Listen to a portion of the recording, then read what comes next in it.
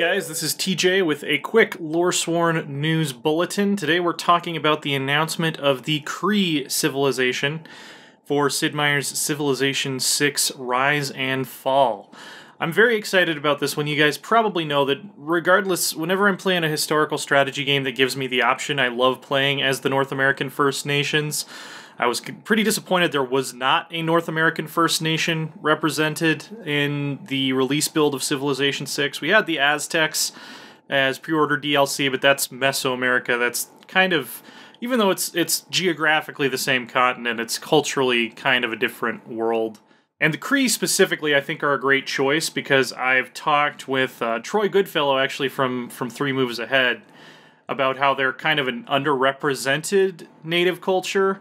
Usually we see, the more warlike tribes like the Apache or the Sioux who kind of fought the colonizers, and then you have civilizations like the Cree who are more about, we're going to try to make some smart deals and make some smart accommodations in order to preserve the sovereignty of our culture, if not necessarily the sovereignty of our political system, which I've always been very interested in that kind of strategy, and it actually is represented in their mechanics for the Cree that Firaxis have given them, which I was pretty impressed by.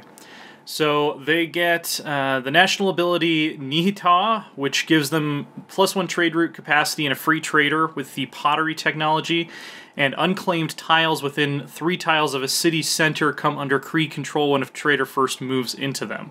I really like this. It kind of reminds me of how the Shoshone could grab extra land in Civ 5. That was one of my favorite civs to play in Civ 5, and they've given the Cree kind of a different way to do it, where you're going to have sort of this spider web of trade networks bringing land under your control.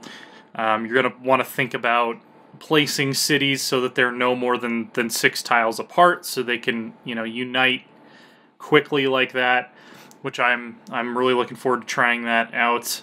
And I really love trade civs too. I really like any civ that's like based around trade, and it seems like the Cree are going to have trade is going to be a significant thing for them. I think back to like Arabia in Civ 5 was a really fun one to do, like a trade focused game. And Venice was actually my favorite civ in Civ 5. I loved their kind of one city challenge, city-state model, and I hope we get something similar to that in Civ 6. Their unique unit is the Okitsita, I think I'm pronouncing that at least vaguely correct. Replaces the scout, has double the combat strength of a regular scout, and starts with 1 promotion. Again, I really like civs that get some kind of a scout replacement that is actually good at combat. It really changes the feel of how you conduct warfare and fight barbarians in the early game, when you can kind of double up and use your scouts as a pretty solid military unit. So far we're across the board. I'm kind of loving the design of the civ. Mikiwap is their unique tile improvement. Gives them housing and production, as well as gold for adjacent luxury resources and food for adjacent bonus resources. By the way, I want to thank Captain Lime again on Reddit for formatting this all nicely. You to real MVP, Captain Lime. So they're led by Poundmaker. He gets the Favorable Terms ability, which this very much plays into how the Cree dealt with the Columbian exchange and colonization. All alliances provide shared visibility. Currently in Civ 6, that is always the case, but it sounds like with how they're remaking the alliance system, maybe the lower tier alliances don't normally provide shared visibility, so that could be a fairly significant advantage for them. And then trade routes give food to the origin city and gold to the destination city for camps and pastures, which is going to be really cool.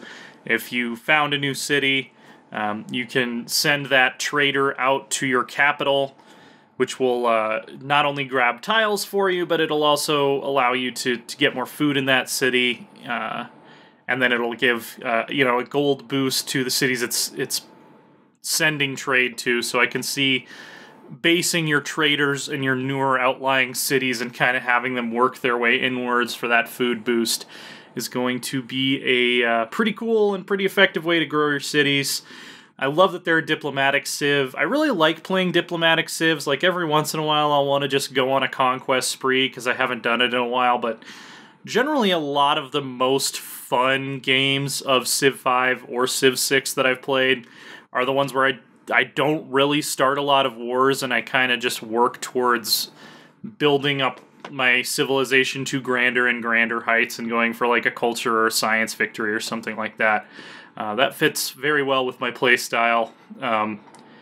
Even though, you know, when I play Paradox games, I tend to be a little bit more aggressive in Civ.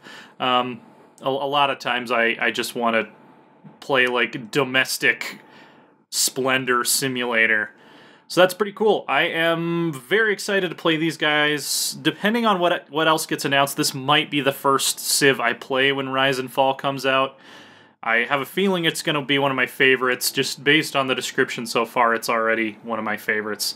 So, very cool stuff. Be sure to subscribe for more gaming news. Our regular Let's Play series are coming back, as well as some new stuff we haven't done before.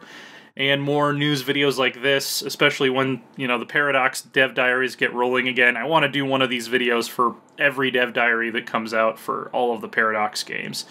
So you'll have a lot to look forward to, and we will see you next time.